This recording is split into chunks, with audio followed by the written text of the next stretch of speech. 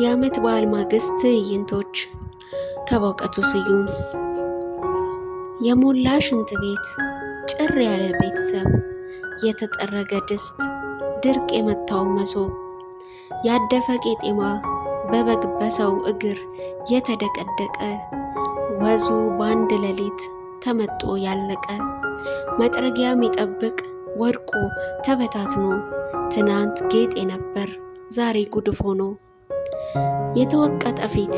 የነጋበት ድንገት፣ በዳንኪራ ብዛት ወለም ያለው አንገት፣ የዞረበት ናላ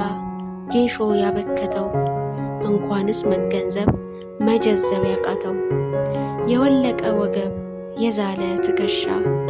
መኪና ይመስል ብየዳ የሚሻ፣ የጠጅና የጢስ ድብልቅ እስትንፋስ፣ ከሆድ ሸለቆ ውስጥ የታፈነ ንፋስ፣ ባንጀት የታሰረው እንደተከበበ አመፀኛ ሽፍታ፣ መውጫ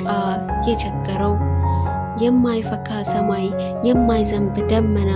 በላባና በፈርስ ያደፈ ጎዳና፣ በበግ ራስ ምላስ የተልከሰከሰ የጠገበ ውሻ፣ በመንፈቅ አንድ ጊዜ አጥንት የቀመሰ፣